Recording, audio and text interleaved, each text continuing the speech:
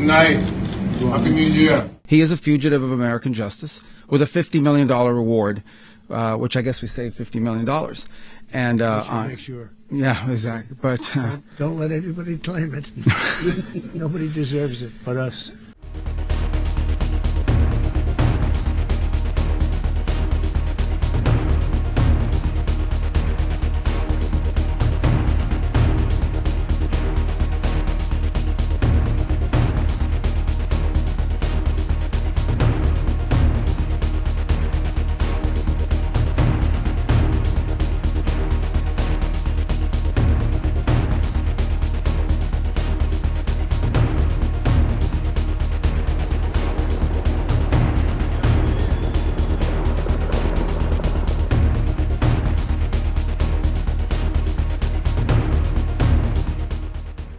Abducted Venezuelan President Nicolás Maduro is set to be housed inside a notorious American federal prison, as his legal and political crisis deepens on U.S. soil.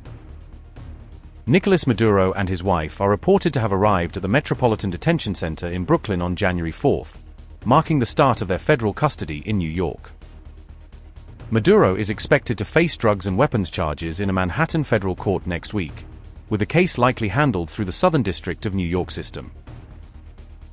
MDC Brooklyn typically holds detainees before trial, and many inmates are later transferred to other facilities if they are convicted and sentenced. Maduro and his wife will be held in the same prison complex that previously housed figures like Ghislaine Maxwell and rapper Sean Diddy Combs, adding to the facility's high-profile reputation.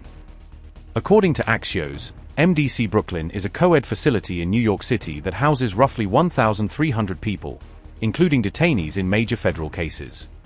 The list of famous inmates linked to MDC Brooklyn includes Ghislaine Maxwell, whose detention drew global attention during her prosecution. It also includes Sean Diddy Combs, along with singer R. Kelly, both of whom have faced major federal legal scrutiny. Other widely reported detainees associated with the facility include Luigi Mangione and Sam Bankman-Fried, reflecting MDC's role in high-profile pretrial holds. The roster also features Joaquin El Chapo Guzman, underscoring the jail's history of holding defendants accused of serious organized crime offenses.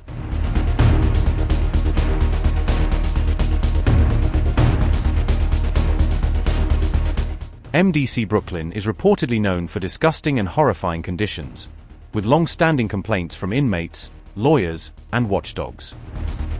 Reports and court records have alleged that inmate violence, chronic understaffing, and even power outages are not rare incidents at the facility.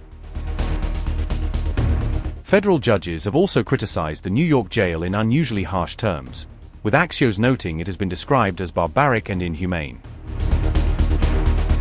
Inmates have complained of maggot-infested food, frequent lockdowns, and mistreatment, describing an environment that is harsh even by detention standards. Maduro could also face a constant threat of violence from fellow inmates, given the tense atmosphere and the risks attached to high-profile detainees. In 2024, an inmate was reportedly fatally stabbed, and a major 2019 power outage left inmates in darkness for about a week, highlighting persistent safety concerns. It remains unclear whether Maduro will ultimately be held at MDC for the long term, but it is the only federal correctional center located in New York City itself.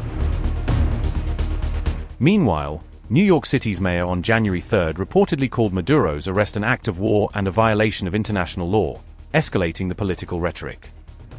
Mamdani also claimed the U.S. action could affect tens of thousands of Venezuelans living in New York, warning of wider community fallout and backlash.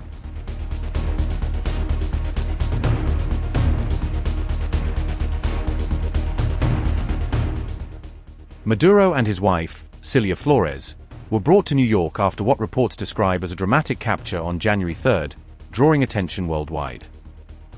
Maduro and Flores have been indicted by the Southern District of New York on allegations including narco-terror charges and involvement with a cocaine cartel, according to reports.